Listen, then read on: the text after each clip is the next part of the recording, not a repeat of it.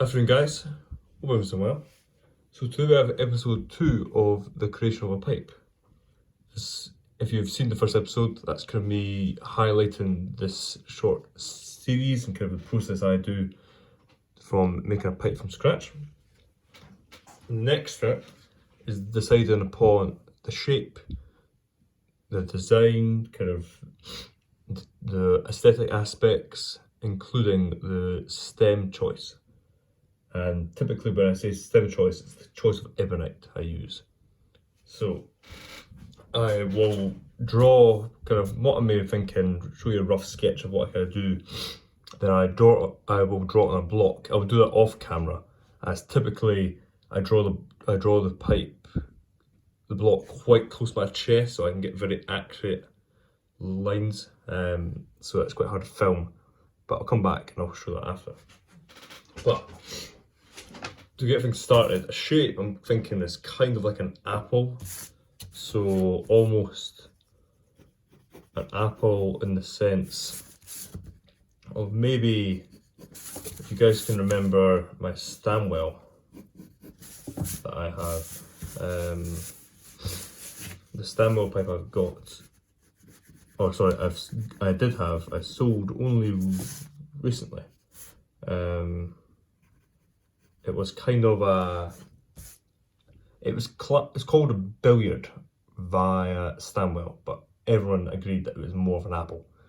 I think I'd like to kind of not recreate that pipe, but have a kind of a similar-esque ball shape at least to that pipe, maybe. But I know kind of roughly what I want, which would be something like this. That's a very quick sketch.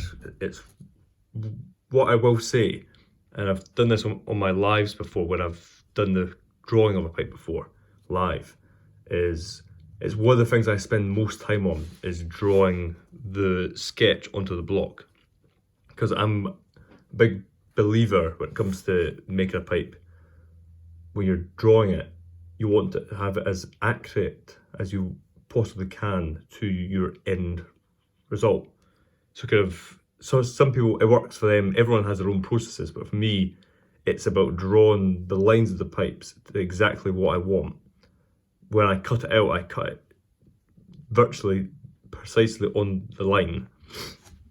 So by the time I get to put it on the lathe, any cuts and any kind of shaping and any turning I make should be precise to my dimensions. So for more or less, each pipe that I produce is very accurate, if not exact, to the drawings I create. But the sketches I always do are very brief and rushed almost on the paper, and then I take my time to transfer and kind of iron out any design on paper, on block. So it's kind of an apple with this kind of curve, slight curve, maybe it's probably not even classed as a quarter bent, maybe. Just a very slight bent apple with a stem. If we were to take the stem kind of coming out, probably just a taper stem, but a stem again with a slight curvature, nothing extreme. You kind of just have a nice flowing line to the pipe. But that being said, I would probably want the bowl shape a little bit. I'm not a fan of this line, a bit more billiard-esque in the bowl. So let's try and get something drawn here. Let's try and see if I can adjust the camera live. There we go. Get a better view. So I want it to move up that size and have it to where the curves just curve around it gently like that. Like I said, so it's an apple, but it's got billiard-esque to it. Curves up. Okay, happy with that, the line so far. And I probably want it to be in the region of a slight curve. Nothing too much. I want it to be a bent apple, but only a slight bent. Nothing more extreme. Yeah, maybe something, maybe a little bit more than that. Also, typically what happens is the sketches won't always be the exact same dimensions because I have to pair a block to it. And what I will say is, for the most part, I will choose the block, then the shape. But of course, for commissions, I get a shape. So I'm almost doing this, like I said, as a commission. So if someone says, I want a bent billiard, I have the shape in my mind, then I go hunting for a block. And I'm doing the same process, whereas, to be fair, normally what happens is I choose the block, then I choose the shape. I kind of look into the block and to find what I can then create. But I said in the first episode, kind of, I want this to help people who are interested in commissioning pipes, not just from myself, but from other pipe makers and companies and brands, and kind of the process to what you could want to ask for or what you can ask for. So, after that line, just cover it up a little bit. Again, I don't want it too bent, I want it kind of flowing. And then proportion wise, coming in quite a bit to there. I'll probably bring this line a little bit down, like that. And then something that kind of is a nice curve up. Something like that, I would say. Nice sharp line in here. Nothing that curves too much.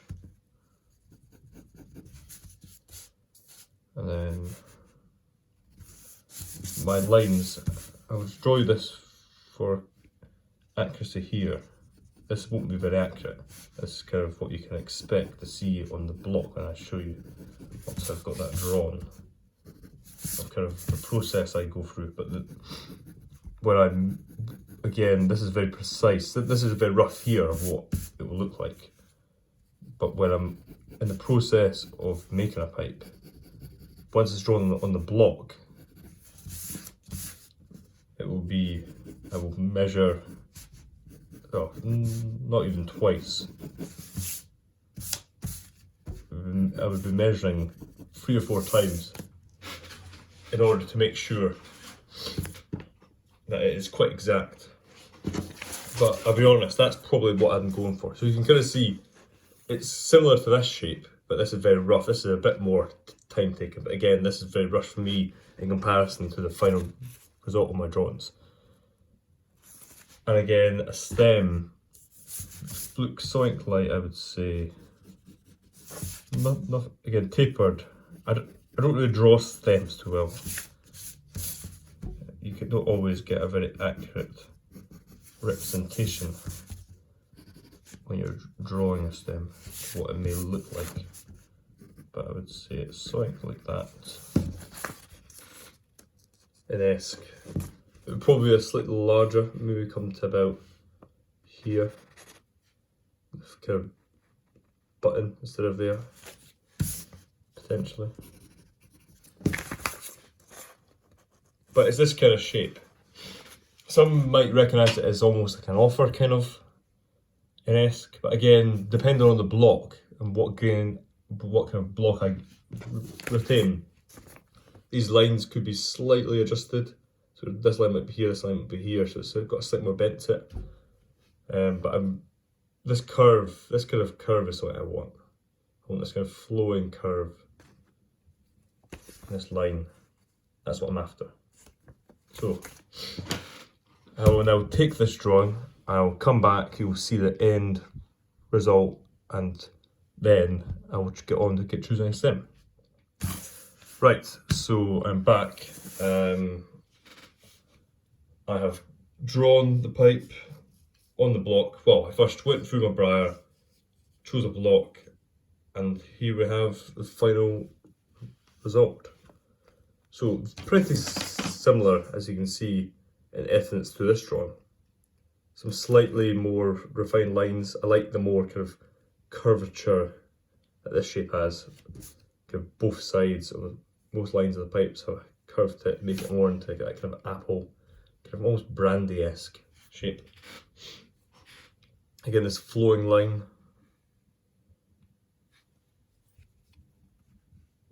Again, the shape represents what I was after. And I will also say, as you can see, these lines are very precise, unlike this where I just draw by hand. When I'm drawing a pipe, it's measure 3 times almost to make sure I get even accuracy across all lines. So the lines that you have here that you can see are the chamber. We then have this one here. That is a line for the mortise. So the mortise will be going like that. And then this line here is the airway, which you always want to cut through the centre of the mortise to ensure a pipe cleaner has an even pass through and way.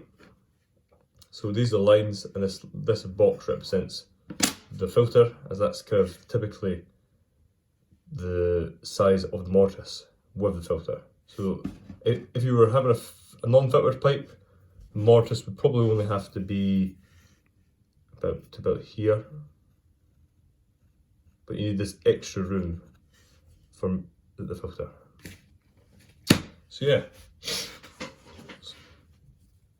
I chose this block for a couple of reasons. One, the grain looks pretty promising, so that it will be smooth. Two, the base of this block, the bird's eye, I have a feeling might be fantastic. Really tight plateau, really nice structure. And I think around here, which would be about the base of the pipe, some really interesting plateau that I would hope, fingers crossed, there is some nice bird's eye underneath. And lastly, this is quite a nice block too. This is, I don't know how well you can see this. I typically I write on each block I receive where it's from, kind of the grade and the date. So this is a memo block, this is a grade 2 block, and this is from July 2020. So it's got some good age on it now. But again, this isn't from inception, this is from when I purchased the block in July 2020. So you're probably talking a good couple of months prior to that. So this block in theory could be closer to 3 years old. That is to about 2.5 as of now. But that being said, hopefully this will yield a very nice pipe. So you can see there, that's the drawing. And when it comes to stem work, typically what I do, I've got a selection here, for example. These are the ebonites that I typically stock. We have this yellow and black, which to me sometimes turns out to a bit of a kind of a tan green in certain lights. Really nice material. We then have this Sem green black. Again, really nice. This is quite vibrant in colour. You might not be able to pick it up, but the green kind of really contrasts against the black. It's not glow in the dark, but it's very kind of vibrant, let's say. That's a really nice material. And then have your classic. Right, carrying on, might be slightly different angle, phone died, so I've quickly recharged it. We have Cumberland, classic Cumberland, red and black, which I quite often use. I say I use this in black the most, but it's because they're most kind of classic, I would say, in choice. Next, of course, you have your black ebonite. And finally, we have this, again, another green and black. This one's got a different pattern to it. This is a swirl, this is more, so that's more of a swirl. Whereas this is similar in sense to the Cumberland, with the pattern that it has. So those are my choices. And what I'm thinking is I'm leaning towards the black. Mainly because I think the black would suit, the black kind of suits anything. That's kind of why you see my own pipe collection, a lot is black, and I quite often use black. That's because no matter on the finish, whether it's rustic or smooth, no matter on the colour, black goes. And when you kind of experiment with especially greens or the yellow and black, there's only certain finishes that suit.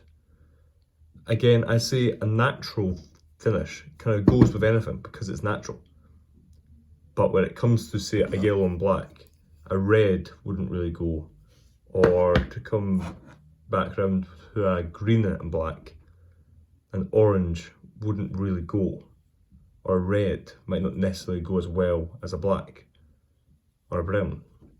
So I think I'm leaning towards a black. It's a bit safe, but from what I want out of this pipe, I think black will suit this the best. So, that being said, we have the pipe shape, we have the dimensions drawn. I'll come back with the stem cut. I'll measure up. Typically what I do is it's kind of a rule of thirds. I measure the shank, measure this line of the bowl here, and then times it by 1.5 or sometimes 2, depending on the shape I'm going for, and I will come out with a rough dimension of what I want. Right, so we're back. So here we have the stem. The way I make pipes is I cut the stems first. So it's kind of the process I make, it ensures I get a nice clean fit to the pipe. And it's just the way I've been making pipes. Everyone kind of does their own way to make pipes. I find if you have a metal lathe, you find that a lot of people will turn the pipe, then make the stem. But I find that through reading a lot of the forums online, kind of the pipe maker forums and chats, typically people who have wood lathes kind of do stem first, then pipe. Of course, when I mean stem, I mean in this form, they don't shape it before. It's purely just cut. So Diller and Terran. So you can see perfectly through the stem as the stem funneled. So I use a selection of tapered drill bits like this one here. So tapered drill bit, and this tapers to a point to allow you to receive, for example, a nice thin bite zone. Otherwise, I think I've got one here. If you were to use a regular drill bit, you would get to a certain point and then your bite zone would be very thick because you couldn't, it would be impossible to get a thin bite zone because you would just simply shape through into the airway. So you use tapered drill bits to ensure that doesn't happen. But yeah, so that's kind of the pipe creation so far. We have our block, we've chosen our block, we've chosen the block to the shape. So again, like I said, typically what I do if I'm making a pipe for an available is I will choose the block and then allow the block to choose the shape.